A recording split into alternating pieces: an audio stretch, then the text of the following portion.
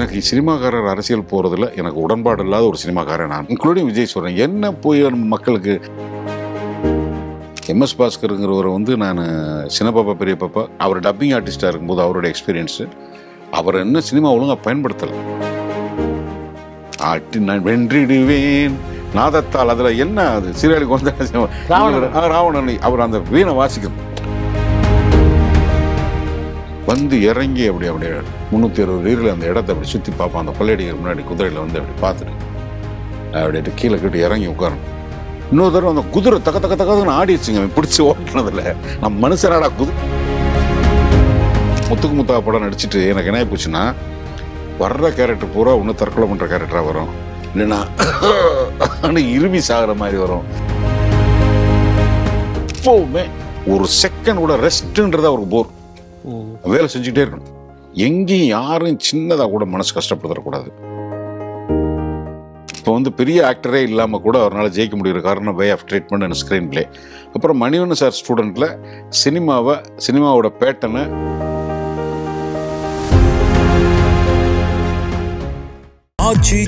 எந்த சமையலும் ருசி தேடும் ரகசியம் 20 ரூபாய். இருக்கக்கூடிய சினிமாவுடைய டிரான்சிஷன் பீரியட்ல நீங்க என்ட்ரான பீரியட்ல ஒன்னா இருந்தது சினிமா. நீங்க கொஞ்சம் பீக்ல இருக்கும்போது உங்க வளர்ச்சி நடக்கிற காலத்துல வேற ஒன்னா இருந்தது சினிமா. இப்ப வேற ஒன்னா இருக்கு சினிமா. இதுல வந்து நீங்க எப்படி இனி வரும் சினிமால நீங்க எப்படி ஃபிட் ஆவீங்க? இப்போ நான் எப்பவுமே என்னன்னா நான் எனக்குன்னு ஒரு இடத்த வந்து என்னை வந்து நான் இதுக்கு தான் நான் லாயக்குன்னு நான் என்னை ஃபிக்ஸ் பண்ணிக்கல. அதனால தான் நான் அடாப்ட் பண்ணிக்கிற முடியுதுனால எனக்கு ஒன்றும் இல்லை. நான் என்ன செய்யணும், ஓகே, அதுக்கு நான் என்னைய ரெடி பண்ணும்போது என்னென்னா நான் ஒரு இடத்துல சிக்காமல் என்னை நானே ரெனியூவல் பண்ணிக்கிறதுக்கான வாய்ப்பு இருக்குது. அதனால் எனக்கு அது ரொம்ப ஈஸி. வாலி சாரை பற்றி சொல்லும்போது கடைசி நாள் பாட்டு எழுதுகிற வரைக்கும் அவர் வந்து நான் கேள்விப்பட்டிருக்கேன். காலேஜில் இப்போ கரண்ட்டில் வந்து என்னடா வார்த்தைகள் புழங்குறது அப்படின்னு கேட்டுக்கு வரோம். அந்த வார்த்தைகளெல்லாம் அவருடைய மெமரியில் வச்சுக்கிறது, பாடல் எழுதுகிற பொழுது அதை பயன்படுத்தி அப்டேட்டடாக இருக்கிறது, அந்த இளைஞர்களுக்கான லாங்குவேஜ்லேயே அந்த பாட்டை எழுதுறது. இந்த முக்காபுலெல்லாம் பார்த்தீங்கன்னாக்க அந்த ஸ்ட்ராபெரி கண்ணானதோ லவ் ஸ்டோரி கொண்டாடுறதோ கிக்கேரி தள்ளாடுதோன்னா டோட்டலாக வந்து அன்னைக்கு இருந்த அந்த இளைஞர்களுடைய அவங்களோட மொழின்ற மாதிரி. அந்த மாதிரி இன்னைக்கு இருக்கக்கூடிய இளைஞர்களுடைய எதிர்பார்ப்புகள் ஸ்க்ரீனில் எப்படியா இருக்குது, அதுக்கு நம்ம எப்படி நம்மளை தகவமைச்சிக்கிறதுன்றதுக்கு நீங்கள் என்ன பண்ணுறீங்க? அவங்களுடைய எதிர்பார்ப்பிடம் அதை ஃபில்லப் பண்ணணும்.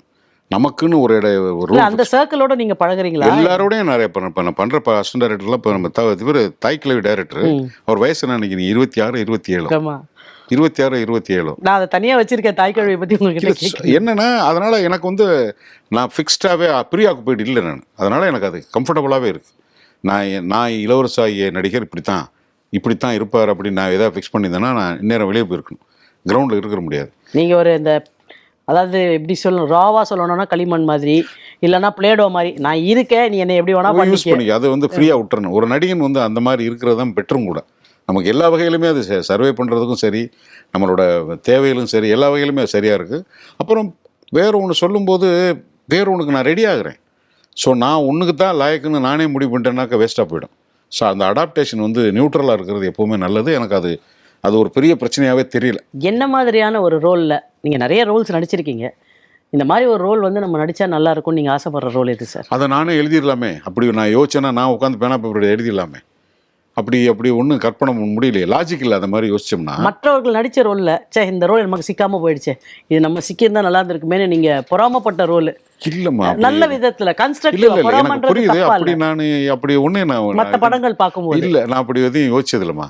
இல்லை, நான் சொல்லுவது எவ்வளோ தூரம் சரியாக இருக்கும்னு தெரியலை. அதனால் ஒரு ஒப்பீடுன்னு கூட சொல்ல முடியாது. இப்போது வெர்சடைலாக நடிக்கக்கூடியவர்கள் எந்த ரோலில் கொடுத்தாலும், சீரியஸாக ஒரு ரோலு, வில்லனிஷாக ஒரு ரோலு, ஹியூமரஸாக ஒரு ரோலு, ரொம்ப ஃப்ளாட்டாக ஒரு ரோலு, இப்படி எல்லாத்துலேயும் தன்னை தகவமைச்சு கொள்ளக்கூடியவர் வந்து எம்எஸ் பாஸ்கர் சார்.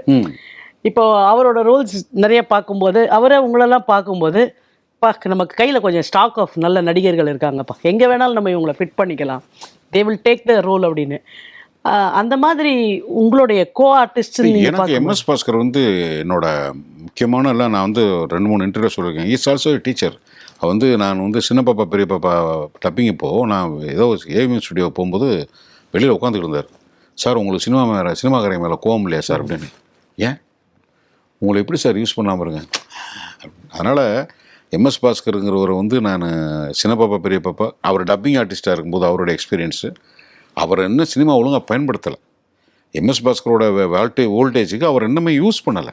அது உண்மை சார். ரொம்ப அவரெல்லாம் வந்து பார்க்கிங்கில் அவருடைய நடிப்பை பார்த்து பார்க்கிங்லாம் இப்போ சமீபத்தில் ஒரு சின்ன கிளிப்பிங் ஒன்று வந்திருக்குமா, அந்த என்ன படம் அது, அந்த சினிமா நடிகர்களை பற்றி பேசுகிறது மாதிரி ஒரு சீன் ஒன்று வந்திருக்கு. அது ஏதோ ஒரு படம். அதனால் இப்போ எனக்கு வந்து இந்த கேரக்டர் நான் பண்ணியிருந்தேனே, பாஸ்கர் பண்ண கேரக்டர் நான் இந்த கேரக்டர் பண்ணியிருக்காமா அல்லது தம்பிராமையா பண்ண கேரக்டர் அப்படின்னு நான் எதையுமே யோசிச்சதில்லை. என்னென்னா நாங்கள் 3 பேரும் வேறு வேறு தோட்டத்தில் இருக்கிற ஒரே ஏஜ் குரூப்.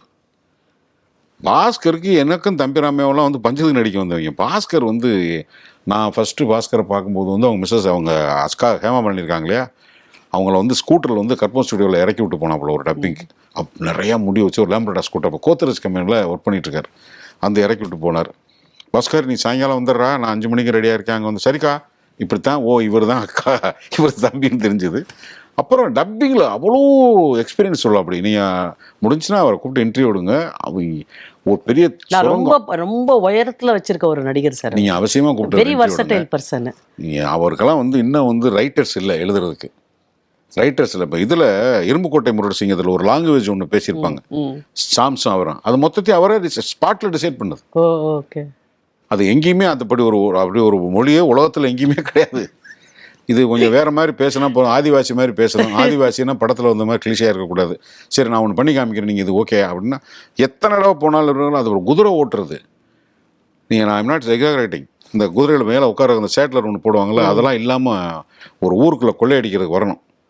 நல்ல ஒயிட் ஷாட் அது படத்தில் போயிடுச்சு. மெல் ஜிப்சன் வந்து பிரேவ் ஹார்ட்டில் வர மாதிரி ஒரு ஒயிட் ஷாட்டு அங்கேருந்து மலம்புள்ளா டேமில் எடுத்தாங்க. வந்து இறங்கி அப்படியே 360 டிகிரியில் அந்த இடத்த அப்படி சுற்றி பார்ப்பான். அந்த கொள்ளையடிக்கிற முன்னாடி குதிரையில் வந்து அப்படி பார்த்துட்டு அப்படியே கீழே கிட்ட இறங்கி உட்காரணும். இன்னொரு தடவை அந்த குதிரை தக்கன்னு ஆடிடுச்சுங்க. அவன் பிடிச்சி ஓட்டுனதில்ல, நம்ம மனுஷனாடா குதிரை பயப்படுதுடா பைய ஓட்டுறான்னு எதுவும் போடவே இல்லை. Such a passionate rider. குதிரை ஓட்டுறதுல பெரிய மண்ணாதி ரேஸ் கிளப் மெம்பர் அவர். போய் டெய்லி குதிரை ஓட்டு வருவார். ஸ்விம்மிங் எல்லாத்துக்கும் ஃபிட்டான ஆள் அவர். அவருக்கு இன்னும் அவருக்கெல்லாம் கேரக்டர் ஆர்டிஸ்ட்டுக்கு கேரக்டர் டிசைன் பண்ணுற ரைட்டர்ஸோ அல்லது வணிக சூழலோ தமிழ் சினிமாவில் இல்லாத மிகப்பெரிய துரதிர்ஷ்டம். அப்படி பார்த்தா எனக்கு நிறைய ஜேர்னி கிடச்சிச்சு. பாஸ்கரை வந்து இன்னும் யூஸ் பண்ணலை. அதனால் பாஸ்கர் பண்ண கேரக்டரில் நான் பண்ணால் எப்படி இருக்குன்னு யோசிக்கவே மாட்டேன். ஏன்னா அகட், என்னை விட அகட் அப்படி யோசிச்சது. It is so graceful of you sir. இந்த மாதிரி என்னை விட அவர் very much ahead of me அப்படின்னு சொல்லக்கூடிய பண்பு ரொம்ப சில நடிகர்களுக்கு தான் உண்டு. என்னவா இருந்தாலுமே அதை ஒரு ஃப்ளோரில் ஒரு ஷோவில் அதை ஒப்புக்கொள்ளக்கூடிய. அதனால தான் நான் உங்களுக்கு இன்ட்ரடியூஸ் பண்ணும்போது சொன்னேன் பாருங்க, ரொம்ப பெருந்தன்மையானவர்னு. I have not made an overstatement of you. Very happy to know that sir.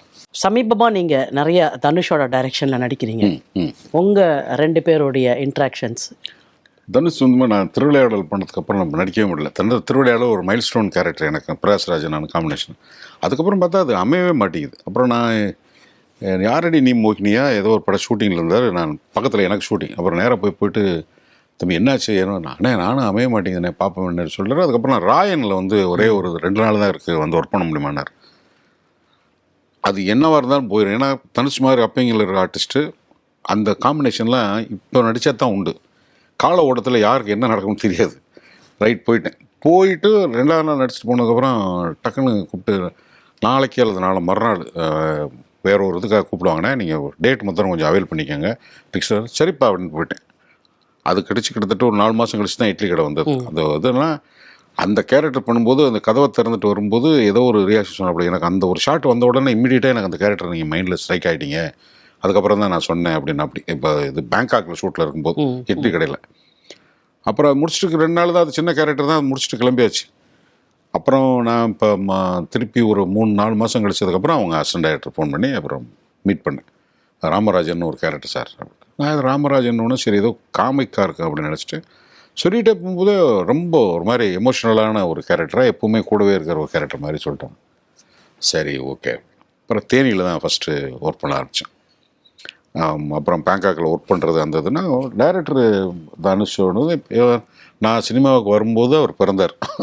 நான் வந்து ஜாயின் பண்ணிட்டேன். கஸ்தூரி ராஜா சார் வந்து 1990 என் ராசாவின் மனசில் வந்து நான் வடிவில் பார்த்தேன்னு சொல்லியா. ஸோ கிராம படங்களில் பாரதிராஜாவுக்கு ஈக்குவலான ஒரு நேட்டிவிட்டி எடுப்பார். பெருசாக பேர் வராதவருக்கு, ஆனால் அவருடைய கேரக்டரைசேஷன் அப்ரோச்செலாம் வந்து பார்த்திங்கன்னா நமக்கு ரொம்ப பிடிக்கும். அந்த ஏரியா உள்ளே போனோன்னா அந்த ஹார்ட் ஒர்க்கிங் நேச்சர் ஆஃப் ஒர்க்கில் நீங்கள் வயசை மீறி ஒரு மரியாதை கொடுக்க வேண்டியிருக்கும். ஒருத்தர் வேலை செஞ்சுக்கிட்டே இருந்தான்னா நைட்டு 11 மணிக்கு ஷூட்டிங் முடியும், திருப்பி போய் மறுநாள் டயலாக் எழுதணும், மறுநாள் சீனுக்கு 5:30 மணிக்கு எந்திரிச்சு பலபடிக்கும் ஒரு எக்ஸசைஸ்லாம் பண்ணி ரெடி ஆகி 7 மணிக்கு லொக்கேஷன் வரணும். கிட்டத்தட்ட ஒரு 40 நாள் நான் ஸ்டாப் இப்படி தான். இது முடிக்கிறாரா, நாங்கள்லாம் அப்படி வந்தோம்னா அவர் அதுக்கப்புறம் ஹிந்தி படம் ஷூட்டிங் போனோம். என்ன தனுஷ்ட வந்து எல்லா இந்த தலைமுறையில் நிறைய பேர்கிட்ட இல்லாத ஒரு பழக்கத்தை பார்க்குறேன்னா கமிட்டடாக இருக்காப்புல. எப்போவுமே ஒரு செகண்ட் கூட ரெஸ்ட்டுன்றத அவருக்கு போர். வேலை செஞ்சுக்கிட்டே இருக்கணும். அது வந்து அவரோட அடிக்ட். அது எனக்கு ஆமாம், ரொம்ப ரொம்ப அதுவும் லொக்கேஷனில் வந்து கொஞ்சம் சோர்ந்து போய் உட்கார்றது, எனர்ஜைஸ்டாக அந்த சினிமா மேலே இருக்கிற அந்த பேஷன் இருக்குல்ல, அதே மாதிரி பேங்காக்கு அந்த வே ஆஃப் ட்ரீட்மெண்ட் இருக்குல்ல, எங்கேயும் யாரும் சின்னதாக கூட மனசு கஷ்டப்படுத்தக்கூடாது. அவங்க எல்லாரும் எல்லாம் இப்போ ஹோட்டலில் வரும்போது ஹீரோவுக்கு தங்குறதுன்றது கமர்ஷியல் ஆட்டோமேட்டிக்காக ஒரு ஸ்டேஜில் தான் கொடுப்பாங்க. எங்களுக்கெல்லாம் இல்லைன்னா இல்லை இருக்காது. ஆனால் நாங்கள் அந்த படத்தில் வந்து எங்களுக்கு எல்லாருக்கும், நான் சத்யராஜ் சார் எல்லோரும் ரொம்ப என்ஜாய் பண்ணோம். அந்த வே ஆஃப் ட்ரீட்மெண்ட் இருக்குல்ல, அதெல்லாம் வந்து ஒரு பெருந்தன்மை, ரெஸ்பெக்டபுளாக பெருந்தன்மைமா. பணம்ல குறைச்சி கொடுத்தா கூட நான் வருத்தப்படுறவங்களும் குறைச்சி கொடுக்க மாட்டாங்க. அதை கொடுத்தா கூட அக்செப்ட் பண்ணிக்கிற மனநிலை தான் நான் இருப்பேன். ஏன்னா எனக்கு என்னை பற்றி தெரியும் எவ்வளோ நம்ம ஒருத்தன் ஒரு நாளைக்கு எக்ஸ்பெண்டிச்சர்ன்றது அவ்வளோ சாதாரணம் கிடையாது. அதெல்லாம் வந்து அது மிகப்பெரிய ஒரு பண்பு, தனி மனித பண்பு. ஒரு 40 வயசு இருக்குமா, இப்போ 41 வயசு அவ்வளோதான் இருக்கும். அது வந்து ரொம்ப ஒரு சின்சியரான ஒர்க்கஹாலிக், ரொம்ப கமிட்டட் வேலை. அப்புறம் அவர் விமர்சனம் வருது, நாங்கள் இருக்கும்போது வந்து நிறையா இஷ்யூ போயிட்டுருக்கு ஷூட்டிங்கில், அதை பற்றியெல்லாம் எதுவுமே ரியாக்ஷன் கிடையாது. சின்னதாக கூட ஒரு உள்ளுக்குள்ள ஒரு சின்ன டென்ஷன் தெரியும், ஸ்பாட்டில் யாராவது நம்மளை அறியாமல் வந்துடும், அதெல்லாம் இல்லை. நல்லா அவர் கையாளுறது வந்து ரொம்ப நல்லா இருக்கு. தன்னை தானே இருக்கிறது. Yes, very unruffled of anything that happens around. Yes. அது வந்து இந்த தலைமுறைக்கு வந்து ஒரு நல்ல மோட்டிவேட்டர், ஒரு நல்ல ஒரு உதாரணம் சொல்ல முடியும்னா தனுஷை சொல்ல முடியும். ஈவன் இப்போ கார்த்திகிட்ட போகிறேன், சூர்யாட்ட போகிறேன், யாருமே என்ன அந்த பையன் இப்படி இருக்காருன்னு சொல்கிறது மாதிரி இல்லை. எல்லாருக்குமே அந்த ஒரு டிரைவ் இருந்துக்கிட்டே இருக்கு. இல்லைன்னா அந்த இடத்த தக்க வைக்க முடியாதுன்னு அவங்களுக்கு தெரியும். பழைய சினிமாவில் கொஞ்சம் ரிலாக்ஸ் பீரியட் இருந்துச்சு, ஃப்ளாப் ஆனால் கூட தாங்கும். இப்போ அப்படி இல்லை. ஒரு படம் போச்சுன்னா திருப்பி எழுந்துக்கிறது கஷ்டம், கருணையே கிடையாது. இப்போ அடுத்த படத்துக்கு சம்பளம் குறைஞ்சா பரவாயில்ல, ஃபெசிலிட்டிஸே கிடைக்காது. அவர் ஹீரோ வர்றாருங்க, ஒரு 25 கார் பின்னாடி வரணும், ஃபாரின் கார், வேறு ஏதாவது சொல்லுங்க அப்படின்னா அங்கே கை வைப்பாங்க. சம்பளம் குறையிறது கூடுறது நம்ம ஒன்றும் பேட்டா ஃபிக்ஸ்டு சிறப்பு இல்லையே. மார்க்கெட்டபிலிட்டிங்கிறது அதுக்கு தகுந்த மாதிரி ஃப்ளெக்சிபிளாக வரும். எல்லா ரஜினி சார்லேருந்து கமலஹாசன்லேருந்து அதுக்கு மாறுபட்டவர்கள் அல்ல, அதுக்குள்ளே தான் இருப்பாங்க இண்டஸ்ட்ரியை பொறுத்த மட்டும். அதனால தான் இந்த இவ்வளோ பெரிய லாங் ஜேர்னி இருக்குது. இல்லைன்னா எங்கேயும் முடிஞ்சிடும், எண்டு கார்டு போட்டிருப்பாங்க. படத்துக்கான சலுகைகள் கிடைக்காது. ஒரு படத்தை வந்து நீங்கள் அப்படி செலவு பண்ணி தான் எடுக்கணும்னா செலவு பண்ணி தான் எடுத்தாகணும், அதே கிடைக்காம போயிடும். அதனால் தனுஷ்ட வந்து ஒரு தனி சிறப்பு வந்து என்னென்னா ஹார்ட் ஒர்க்கிங். அது வந்து ரொம்ப அவருடைய ஆக்டிங்கை பற்றி உங்களுடைய வெரி மெச்சூர்ட் ஆக்டர் ஆச்சே, வெரி மெச்சூர்ட் ஆக்டர். இப்போ நாங்கள்லாம் அப்படி கம்பேர் பண்ணி பார்த்தா எங்கள் வயசுக்கு நாங்கள்லாம் வந்து நல்லா நடிக்கிறோம்னு சொல்லி பெருமைப்பட்டுக்கூடாது. ரொம்ப சின்ன பசங்க தானே. அது நீங்கள் இப்போலாம் வந்து இமேஜ் வந்துருச்சு. நீங்கள் காதல் கொண்டேன்னு நான் தனுஷ்ட சொல்லியிருக்கேன். திவ்யானந்த், அதாவது ஒரு படிக்காதவன் படிக்கிறவன், கிராமப்புறத்தில் இருந்தவன், இல்லை அன்புக்கு ஏங்குறவன், ஒருத்திட்ட வந்து லவ்வா ஃப்ரெண்ட்ஷிப்புக்கு வித்தியாசம் தெரியாதவங்கிற ஒரு ரியாக்ஷன்லாம் வந்து அது மிகப்பெரிய சைக்காலஜி மாதிரி. அது ஆக்டிங்னே சொல்ல முடியாது. அது டப்பாவை திறந்தோன்னா நாரும் அந்த கேர்ள் அதை ஹேண்டில் பண்ணுறது. அந்த படம் ரொம்ப முக்கியமான படம் தமிழ் சினிமாவில்.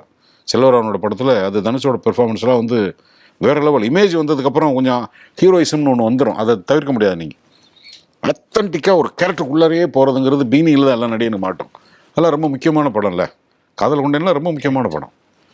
அவ்வளோ சீரியஸான ஒரு ஆர்டிஸ்ட்டை பற்றி நம்ம பேசும்போது இந்த சைடில் ஃபுல்லாக ஒரு டைரக்டராகவும் அதில் ஒரு ரோல் பண்ணுறதுலையே ரொம்ப ஹியூமரஸாகவும் ஆனால் அது ரொம்ப என்டர்டெய்னிங்காகவும் எடுக்கக்கூடிய சுந்தர் சி. ஆமாம், சுந்தர் சி சார் பொறுத்த மட்டும் எப்படின்னா அந்த சினிமா வந்து எவர்கிரீன் சினிமா. சுந்தர் சியோட பேட்டர்ன் இருக்கு இல்லையா, எப்போ எவர்கிரீன். அவர் படத்தில் எல்லாருமே பணக்காரனாக இருப்பான். இந்த வறுமையை சொல்லுவேன், அதை சொல்கிறது, செய்தியே இருக்காது. எல்லோரும் ஜாலியாக வந்துட்டு ஜாலியாக போங்கிறதுனால தான் இப்போ வந்து பெரிய ஆக்டரே இல்லாமல் கூட அவரால் ஜெயிக்க முடிகிற காரணம் way of treatment and screenplay. அப்புறம் மணிவண்ணன் சார் ஸ்டூடெண்ட்டில் சினிமாவோட பேட்டனை, வணிகத்தை சரியாக புரிஞ்ச ஒரு டைரக்டர் சுந்தர்சி. நல்ல ஒரு இது இருக்குது. எனக்கு கலகலப்பு வந்து முத்துக்கு முத்தா படம் நடிச்சிட்டு எனக்கு என்ன போச்சுன்னா, வர்ற கேரக்டர் பூரா ஒன்று தற்கொலை பண்ணுற கேரக்டராக வரும், இல்லைன்னா ஆன்னு இருமி சாகிற மாதிரி வரும். என் தோற்றத்துக்கு அந்த மாதிரி கதாபாத்திரம் பண்ணுறது ஒன்றும் தப்பு இல்லை. அப்போ நான் என்னை உருக்கணும். ஒரு வயோதிகத்துக்கு மேக்கப்பில் என்ன பண்ணாலும் ரியலிஸ்டிக் பண்ண முடியாது. இப்போ நம்ம ப்ராஸ்தட்டிக் வந்து கமல் சார் மாதிரி இந்தியன் மேக்கப் மாதிரி நம்ம செலவு பண்ணுவோம், பண்ண முடியாது. ஸோ என்னடா பண்ண போகிறோம் இப்படி போயிட்டு மாட்டுதும்போது திடீர்னு கூப்பிட்ட மாதிரி சுந்தர்சி ஆஃபீஸில் மீட் பண்ணுறேன்னா சரி போனேன். நான் போனோன்னு சார் இது காமெடியாக சீரியஸாக சார்? காமெடி தான் சார். எப்போன்னு சொல்லுங்கள் சார். ஒருத்தன் அடித்தா கழுத்து திருப்பிடுவான் சார். ரொம்ப நேரமாக அப்படி அழிவேன். கதையை சொல்லணும் நான் என்னைக்குன்னு சொல்லுங்கள் வந்துடுற இவ்வளோ தான் எனக்கு சொன்னார்ல.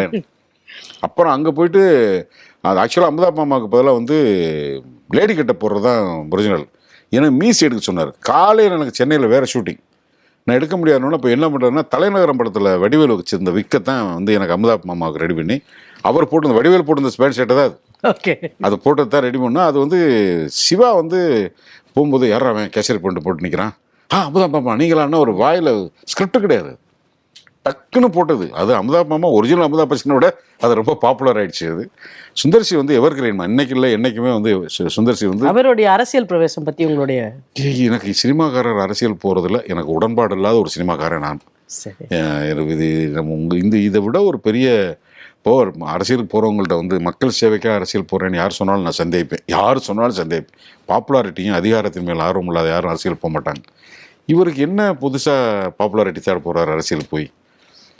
இன்க்ளூடிங் விஜய். உங்களுடைய standard feeling of all artist? Yes, including Vijay சொல்கிறேன். என்ன போய் நம்ம மக்களுக்கு இது பண்ணி அது பண்ணி அதெல்லாம் இந்த சிஸ்டம் வந்து உங்களையெல்லாம் வந்து எவ்வளோ விமர்சனங்கள், எவ்வளோ மன உளைச்சல். ஐயையே, இது வந்து என்னை பொறுத்த மட்டும் இது வந்து இந்த முடிவு அவங்க ஏன் எடுக்கிறாங்க அது அவங்க ஒருத்தருடைய தனிப்பட்ட உரிமைங்கிறதெல்லாம் நான் ஏற்றுக்கிறேன். அதெல்லாம் இல்லை.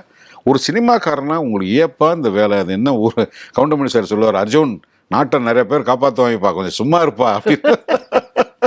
அது மாதிரி மக்களுக்கான தேவைகள் மக்களுக்கானதுன்னு அதுக்குன்னு அந்த டிபார்ட்மெண்ட்டுங்கிறது அது ஒரு முழுக்க சூழ்ச்சி நிறைந்த உலகம். அது உங்களை யாரையும் வந்து வாங்கலாம் வரவேற்காது. கூட இருந்து குளிபறிக்கிறதுன்றது ரூல் பாலிடிக்ஸில். It's a rule, it's a game. நீங்கள் உங்கள் அப்பாவை பற்றி சொல்லும்போது உங்கள் அப்பாவுக்கு அடைந்த மன உளைச்சல் இல்லை நான் வந்து ஒரு பேராசிரியராக தான் இருந்திருக்கணும், நான் தேவையில்லாமல் இந்த அரசியலுக்கு வந்துட்டேன்றது தான் முதல் விதை, நான் அரசியலுக்கு போகக்கூடாதுன்னு உங்கள் மனசில் விழுந்ததுன்னு சொன்னீங்க. அது சூழ்ச்சி நிறைந்த உலகம் அப்படின்னு அரசியலை சொல்கிறீங்க. இதுக்கு இணையான சூழ்ச்சி நிறைந்த உலகம் தான் திரைத்துறை அப்படின்னு சொல்கிறாங்களே சார், அதை பற்றி? 100% கிடையாதுமா, 100% கிடையாது. சொல்லுவாங்களாம் எல்லாத்தையும். அவன் ரொம்ப கம்ஃபர்டபுள். எனக்கு வேண்டாதவனே சினிமாவில் இல்லை, 40 வருஷம் ஆச்சு. எனக்கு பிடிக்காத தனிப்பட்ட அனுபவம் எல்லாருக்கும் அது அப்படி இருக்குமே, எல்லாருக்கும் முடியும். நீங்கள் உங்களை நான் வந்து ஒழுங்காக நடந்துக்கிட்டேன்னா நீங்கள் ஒழுங்காக நடந்துக்கிறீங்களா? நான் உங்களை சும்மா ஒம்பளத்துக்கிட்டே இருந்தேன்னா நீங்கள் எந்த துறையாக இருந்தாலும் கோவம் வருமா? சினிமா அப்படிப்பட்ட அவ்வளோ மோசமான மனிதர்களால் அல்ல. சினிமாவில் இருக்கிற பெண்கள் ஆண்களை பற்றி வேற ஒரு நெகட்டிவ் விமர்சனத்திற்கு ஒரு பெரிய வியாபாரம் இருக்குது. அதுக்கு ஒரு பெரிய வியாபாரம் இருக்குது. இவங்களை திட்டினா ரஜினி சாரை பற்றியோ அவர் குடும்பத்தை பற்றியோ திட்டினா அதை வாங்கி படிக்கிறதுக்கு ஒரு ஆள் இருக்குது. கமல்ஹாசனுடைய குடும்பத்தை பற்றி திட்டினா அதை படிக்கிறதுக்கும் விற்கிறதுக்கும் ஆள் இருக்குது. செய்தி போட்டால் பார்க்குறது. அதை வெளியில் இருக்கிறத பற்றி சொல்ல சார். திரைத்துறைக்கு உள்ளாரவே ஒரு காம்படிட்டிவ் இருக்கத்தானமா செய்யும். காம்படிஷனையே நான் எனக்கு எதிரான சூழ்ச்சி நான் நினச்சேன்னா ஓகே எந்த ப்ரொஃபஷனில் இண்டிவிஜுவல் ஃப்ரீலான்சிங் ப்ரொஃபஷனில் காம்படிஷன் இல்லாமல் இருக்கும். அப்போ திரைத்துறையில் அரசியல் மாதிரியான சதிகளும் சூதுகளும் இல்லை அடித்து சொல்கிறேன். இன்னும் அப்படின்னா நீங்கள் எல்லாம் பெரிய உத்தமைங்களாடா அப்படி இல்லைப்பா. அதில் எல்லாரும் சர்வைகளுக்காக அவன் சர்வைகளுக்கு போராடுறது எப்படி எல்லா துறையிலும் இருக்கோ அப்படித்தான். எக்ஸ்ட்ராவாக வேடிக்கை பார்க்கக்கூடிய ஒரு துறை. அதனால இது வேறையாக தெரியலாம். நாங்கள் அதுக்குள்ளே இருந்த தப்பான ஆளாக இருந்தால் இந்த முடிஞ்சிருக்கோம். எத்தனை வருஷமாக கண்ணுக்கு தெரியாத எத்தனை பேர் இந்த சினிமாவில் வேலை செஞ்சுட்டு இருக்கேன். பல்வேறு கேரக்டர்ஸில் நீங்கள் நடிக்கிறீங்க. உங்களுக்கு நடிப்புக்கு எனக்கு முன்னோடி இல்லைன்னா இங்கே தான் ரெஃபரன்ஸுக்கு போவேன். அஃப்கோர்ஸ் நீங்கள் வடிவேலு சாரை சொன்னீங்க, எம்எஸ் பாஸ்கர் சாரை சொன்னீங்க. அதெல்லாம் உங்களுடைய கான்டெம்பரரிஸு இல்லை சற்று உங்களுக்கு முன்னாடி வந்தவங்க. பட் உங்களுக்கு முன்னாடியிலேருந்து நீங்கள் திரைத்துறைக்கு வருகின்ற பொழுதுலேருந்து உங்களுக்கு திரைப்படத்தை பற்றியும் நடிப்பை பற்றியும் உங்களுக்கு நீங்கள் ஒரு பார்வையாளராகவும் ஒரு ரசிகனாகவும் கூட இருந்த காலத்துலேருந்து இப்போ வரைக்கும் இல்லை இந்த மாதிரி ரோல் பண்ணோன்னா நான் கொஞ்சம் ரெஃபரன்ஸ் எனக்கு இவர் தான், இல்லை என்னுடைய முன்னோடி இது தான், I look up to him அப்படின்னு நமக்கு இருக்கும். அது தென்னிந்திய துறையில் இருக்கலாம், தமிழ் துறையில் இருக்கலாம், இல்லை ஃபாரின் ஆர்டிஸ்டாக கூட இருக்கலாம். யார் சார் உங்களுடைய? இல்லை எனக்கு என்ன, நம்ம ஹானஸ்ட்டாக சொல்லணும்னா நம்ம ஏதாவது ஒரு இன்டர்வியூவில் ஒருத்தவங்களை கௌரவப்படுத்துறதுக்காக யார் பேரையா சொன்னாலும் ஒழிய நான் நடிகனாக ஆகணும்னு நினச்சிருந்தா எனக்கு அந்த இப்போ சினிமாட்டோகிராஃபி வரும்போது நான் அசோக் குமாரையும் பாலுமந்திரா சாரையும் கண்ணன் சாரையும் அசோக் மேத்தான்னு சொல்லி இன்னும் நிறைய சினிமாட்டோகிராஃபர்ஸ் இருக்காங்க. அவங்கள நான் சொல்ல முடியும்னா நான் அந்த ஆங்கிளில் அவங்கள பார்த்து வளர்ந்துருக்கேன். அவங்கள்ட்ட இருந்து ரெஃபரன்ஸ் நடிக்கிறது நான் அந்த ஆங்கிளில் போனதே இல்லை. என் மண்டையில் அப்படின்னா 80s வந்து ரெயின் மேன், ஒரு டஸ்டின் ஹாஃப்மன் ஒரு ஆக்டர், சிட்னி பாய்ட்டர், ஆங்கில படங்கள் எடுத்துக்கிட்டிங்கன்னா சிட்னி பாய்ட்டர், அவங்களோட நேச்சுரல் பெர்ஃபார்மன்ஸாக நான் ஒரு கேமராமேனாக படம் பார்க்க என்னடா அப்படி நடிக்கிறாங்க அப்படி பார்த்துருக்கேன். இங்கே வரும்போது SV Subbaiah sir, SV Rangarao sir, TS Balaiah sir, MR Radha sir, of course Siva சாரை வந்து நம்ம எல்லாரும் டக்குனா உடனே சொல்லிடுவோம். நாகேஷ் சார், ஈவன் நம்ம மனோகர் சாரோட கோட் சூட் போட்டுக்கிட்டு பேசுகிற பாடி லாங்குவேஜ் இருக்குல்ல, மனோகர் சார் வந்து அவர் பெருசாக இலங்கேஸ்வரன் நடிச்சதை பற்றி மெட்ராஸில் வாழ்ந்தவங்களுக்கு புரியும். ஆனால் அவர் ஒரு வெஸ்டர்ன் ஒன்று பண்ணுவார் அவர். அதனால் எல்லாருமே மண்டையில் ஒரு ஆடியனாக நான் பார்த்து அதில் எல்லாம் உள்ளே வாங்கிடுறேன். தவிர ஒரு நட்டுவனராக வந்தால் கூட மனோ பாட்டும் வருது. அது இது பாடி லாங்குவேஜ் மாறிடும். அப்படி இதுமா நான் வென்றிடுவேன் நாதத்தால், அதில் என்ன அது சீரியலுக்கு வந்து ராவணன் அவர் அந்த வீணை வாசிக்கணும், அது ஒரு மிடுக்கு வச்சிருப்பாரு. யாரை நீங்கள் புறக்கணிச்சிட்டு நீங்கள் வந்து ஒரு இடத்த நீங்கள் ஒரு ஆளை அவ்வளவு விதந்தோதுவதனால ஆர்எஸ் மனோகரை உங்களுக்கு ஹெரான் ராமசாமியை ஓஎஸ் அந்த டோன் என்ன எனக்கு ஞாபகம் இருக்கு. 9 நவக்கிரகங்களும் வாணிமகளில் பார்த்துருக்கேன் அந்த நாடகம்லாம். நான் அது போட்டோகிராஃபர் தொலைக்காட்சி தூர்தர்ஷன்ல வந்து திருமலை நாயக்கர்னு ஒரு பெரிய 84 83 இருக்கலாம் அந்த பீரியட், எனக்கு கரெக்டா இயர் சொல்ல தெரியல. அது ஒரு நெடும் நாடகமா இருந்தது. 2 பார்ட் என்னவோ போட்டாங்கன்னு நினைக்கிறேன். அதை அவரோட டைலாக் டெலிவரியை வந்து நானும் நீங்க இப்ப சொன்ன உடனே வந்து பேஸ் வாய்ஸ். ஆமா, நான் போட்டோகிராஃபரை போய் போட்டோ எடுத்திருக்கேன். ஆயசம் நீலகண்ட தீட்சிதர் அவர்களே, நான் சொன்ன இந்த நற்செய்தியினை மதுரை மாநகர மக்களுக்கு பறையடித்து அறிவித்து விடுங்கள். அவர் பேசிட்டீங்கன்னா அப்படியே ஓயக்கத்தை வந்துடுவார். ஆமா, அந்த இதுல திருவிளையாடல் வந்து சாவித்திரி அம்மா வந்து நீ போய் வா தச்சன் அப்படி எல்லாம் பேசுவாங்கல்ல, அந்த சுடுகாட்டில் இருக்கிறவங்க அந்த பில்டா அந்த கட்டையெல்லாம் குச்சி அந்த பைல்வான் லுக்கில் யாரை நம்ம வந்து ஒரு பர்டிகுலர் ஆளை சூஸ் பண்ணுறது, இவர் தான் என் முன்னோடின்னு சொல்ல முடியாதே. அது ஆக்சுவலி அது இல்லை. அது இவங்க எல்லாருமே ஒரு நம்ம ஆடியன். அப்போ மனோரமா, நாயர் சார், இப்போ நான் வந்து என்டிஆர் ராஜ்குமார் சார், என்டிஆர் சார்லாம் வந்து நான் வந்து இந்த லேபரேட்டரியில் பிரிண்ட் ஆகும்போது பார்த்துருக்கேன். அவங்களுடைய பெர்ஃபார்மன்ஸ் ஓரியன்டாக நான் அதிகமாக பார்த்ததில்ல. நாயர் சார் அது கொஞ்சம் பார்த்துருக்கேன். கன்னடத்தில் இன்னும் பேர் தெரியாத சில பேர் இருக்காங்க. விஷ்ணுவர்தன் சார், அவங்க வேற பேட்டர்ன். அவங்க வேற அந்த தெலுங்குல வந்து அடுத்த ஜென்ரேஷனில் சிரஞ்சீவி சாருக்கு பின்னாடி வந்து ஒரு ஜென்ரேஷன் அது சக்ஸஸாக ரீச் ஆகலை. அந்த ஆக்டர்ஸ் எல்லாம் நிறைய பேர் கம்யூனிஸ்ட் பேசுகிற நிறைய ஆக்டர்ஸ் வந்தாங்க. பிடபிள்யூஜி குரூப்ல இருந்து நிறைய ஆக்டர்ஸ் வந்து ஒரு பர்டிகுலர் ஸ்டேஜுக்கு அப்புறம் ஓவர் ஆக்ஷனாக மாறிடுச்சு. இப்போ மக்களுக்காக போராடுகிறதுன்னு சொல்லி அதுவும் நாடகத்தில் வந்து ஆக்டர் தானே சவுண்டு மெக்கானிசம் எல்லாம், அதனால் கொஞ்சம் ஜாஸ்தி பேச வேண்டியிருக்கும். அப்புறம் வந்து இவர் சங்கர்நாக் கன்னடாவில் ஆனந்தநாக் இவங்க அதுக்கப்புறம் வந்து ராகவேந்திர ராவ் சார் வந்து அவரோட ஜோதின்னு ஒரு படம் இருக்குது, ஜெயசுதாமா நடிச்சு நீங்கள் அப்படி ஒரு பெர்ஃபார்மன்ஸ்லாம் பார்க்க முடியாது. அதெல்லாம் ரொம்ப ரேர் படங்கள். சார் நிறைய ரோல்ஸ் நீங்கள் பண்ணியிருக்கீங்க. நான் விரும்பி இந்த மாதிரி ஒரு ரோல் பண்ணணும்னு நினைக்கிறேன்னு உங்கள் மனசில் எதனா ரோல் இருக்கா? அப்படி இருந்தால் தான் நான் எழுதி எடுத்துருவேனே. அதுக்கு அந்த மாதிரி ஒன்று ஒரு ஆக்டர் வந்து should not be think like that. அப்படி நம்ம யோசிக்க ஆரம்பிச்சோம்னா நம்ம ப்ரீயாக்கு போய் ஆனோம்னா என்னோட உடல் மொழி பார்த்து என்னை வந்து வேறு மாதிரி யோசிச்சுட்டு வர டைரக்டரோட நான் சிங்க் ஆக முடியாது, தொந்தரவு பண்ணி விட்டுருவோம். அதனால் அப்படி வேணும்னா நான் உட்காந்து எழுதிடலாமே, அந்த மாதிரி ஒரு கேரக்டர் நம்மளே டைரக்ட் பண்ணலாம், வாய்ப்பு இருக்குது. அது செய்யலை. அது காரணம் என்னென்னா, ஒரு எமோஷனை எப்படியெல்லாம் என்ன ஹோம்ஒர்க் பண்ண முடியும்னா, போன படத்தில் பண்ணதே திருப்பி பண்ணாமல் இருக்கிறது என்னடா பண்ண முடியும்? அந்த எமோஷன் தான். அதை எப்படியெல்லாம் வேறு மாதிரி கைண்ட் ஆஃப் பாடி லாங்குவேஜ் மாற்றலாமா, டைலாக் மாடுலேஷனை மாற்றலாமான்னு ஒரு சின்ன செல்ஃப் இம்ப்ரூவ்மெண்ட் பண்ணலாமே தவிர கேரக்டராக போய் ஃபிக்ஸ் பண்ண முடியாது. ஒரு நவரசம் தான் நம்ம திருப்பி அதுக்குள்ளே தான் சுற்ற போகிறோம். அது என்ன பின்னணியில் வரப்போகுது, அந்த பின்னணிக்கு என்ன பண்ண போகிறோம், அதுதான் நம்மளால் இம்ப்ரூவைஸ் பண்ண முடியும். அது டைரக்டரோட கண்ட்ரோலில் இருந்தால் தான் அது கம்ஃபர்டபுளாகவும் இருக்கும். சினிமா துறையில் வந்து திறமைக்கும் அறிவுக்கும் முதலிடம் கிடைப்பதில்லை அப்படின்னு ஒரு கருத்து இருக்குது. அதை நீங்கள் எந்த அளவுக்கு உடன்படுறீங்க, இல்லை எங்கே அதில் மாறுபடுறீங்க? இல்லை எல்லாம் திறமைக்கும் உழைப்புக்கும் மரியாதை இல்லாமல் இல்லை, அறிவுக்கும் சொல்கிறேன். அறிவுக்கும் தான். பட் இங்கே வெற்றி மாத்திரம்தான் உங்களை எல்லா வகையிலுமே இங்கே பொருத்தி பார்க்கப்படும். இது 2 இருந்தால் தான் வெற்றி கிடைக்கும். சில சமயங்களில் எனக்கு இதான் இந்த படம் ஏன்டா ஓடுது அப்படின்றனால அதில் எதுவுமே இல்லைன்னு அர்த்தம் இல்லை. அதனால் இந்த முரண்பாடு தோணுது. இது இல்லாமல் எங்கேயுமே ஜெயிக்க முடியாது.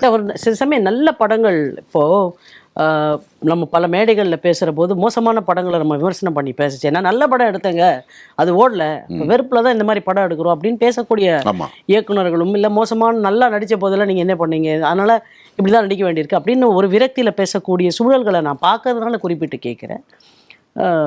நல்ல அறிவார்த்தமான விஷயங்களுக்கும் நல்ல திறமைக்கும் முதல் இடம் இருப்பதில்லை அப்படின்றத நீங்கள் எப்படி பார்க்குறீங்க? அது என்னன்னா, நான் வந்து என்னுடைய ஆற்றாமையை வெளிப்படுத்துறதுக்கு எனக்கு முழு உரிமை இருக்குது. ம் என்னுடைய ஆதங்கத்தை நான் கொட்டி தீக்கலாம்.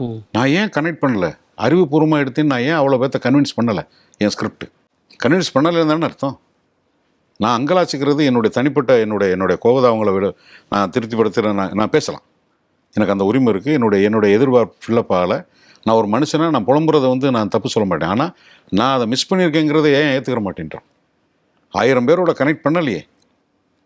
அது ஏதோ ஒரு இடத்துல ஒரு மந்திரம் இருக்குது, அந்த இடத்துல ஒரு மேஜிக் நடத்துதுல. அவ்வளோ பேர் கூட்டமாக வந்து உட்காந்து பார்க்குறதுக்கான காரணம் என்ன? அவ்வளோ பேருமா வந்து அது ஒரு அறிவற்ற படம். அது வெற்றிக்கு எப்போவுமே வந்து ஒரு இன்சானிட்டி இருக்குது. அதை வந்து நம்ம அது காமன் தான். அதுக்கு it is applicable for every thing in everywhere. அதை வந்து நம்ம அது ரியாலிட்டி. ரொம்ப அன்எக்ஸ்பெக்டட் வெற்றின்றதுக்கு வந்து ஒரு பெரிய ஒரு ஒரு ஒரு எலிமெண்ட் ஆஃப் இன்சானிட்டி இருக்கத்தான் செய்யும். இவ்வளோ பெரிய ஜனக்கூட்டத்துக்குள்ளார நீ எத்தனை விஷயங்களுக்கு நீ எவிடன்ஸ் தேடி எடுத்துட முடியும்? Okay, it is completely emotional பேஸ்மா. Seems very very interesting sir. ஆமாம், நீங்க சொல்ற இந்த ஆன்சர் எவ்வளோ பெரிய எமோஷன் கூட்டம், எம்புட்டு பெரிய கூட்டம், எதுக்கு கூடுது, ஏன் கூடுது, ஏன் ஓடுது, என்ன ரங்கநாதரில் மாத்திரம் என்ன ஓசியா கொடுக்குறாங்களா யாராவது? அதுக்கு ஏதாவது லாஜிக் இருக்கா? எத்தனை பெருமாள் கோயிலில் ஆள் இல்லாமல் இருக்காங்க, திருப்பதி மாத்திரம் என்ன ஸ்பெஷல்? இதுக்கெல்லாம் நம்ம ஏதாவது காரணம் சொல்ல முடியுமா? வெற்றிக்கு எப்போவுமே நீ எந்த முகாந்தரம் தர முடியாது. வெற்றி அவ்வளோதான். It is there, it is like yes. நம்ம வந்து நான் ஒரு அப்ரோச் பண்ணேன், நான் ஆமாம் என்னுடைய ஆதங்கம் ரைட்டு, ஓடலை ரைட்டு, நீ நினச்சதை அவ்வளோ பேர்த்தோட கனெக்ட் பண்ண நீ மிஸ் பண்ணிட்டேன்னு தெரிஞ்சால் தான் நீ அடுத்த தடவை முயற்சி பண்ணுவேன். இல்லைன்னா நீ அந்த இடத்துல லாக் போட்டு சாவி தொலைச்சிருவேன். அது நான் அதில் உடன்பட மாட்டேன். இப்போ லக்கு வேணுமா? ஆமாம் லக்கு வேணும். லக்கு இல்லாமல் இல்லை. அதுக்காக அறிவும் உழைப்பும் நமக்கு வந்து உதவாதுன்னு நினைக்கக்கூடாது. அது தட்ஸ் நாட் ரைட். அப்போ உழைக்க தயங்கிடுவோம், யோசிக்க மாட்டோம். அப்போ குருட்டு அதிர்ஷ்டம்ன்றதெல்லாம் அது வந்து ஒரு வெட்டியான விமர்சனம். ஒருத்தர் எனக்கு வேணா இன்னொருத்தரோட வெற்றி குருட்டு அதிர்ஷ்டமாக இருக்கலாம், சம்மந்தப்பட்ட அதுக்கு ஒரு வேலை செஞ்சுருப்பான்ல, அதை எப்படி நம்ம போய் கிளைம் பண்ணிக்கிற முடியும்? அதை நான் ஏற்றுக்கிறது இல்லைம்மா. மணிவண்ணன் சாரை பற்றி ஒரு ரெஃபரன்ஸ் சொன்னாங்க. நம்ம அதை தவிர்க்கவே முடியாத ஒரு நபர் மணிவண்ணன் சார். எஸ், மணிவண்ணன் அப்படிங்கிற ஒருத்தர் இல்லாமல் இளவரசுங்கிற சினிமா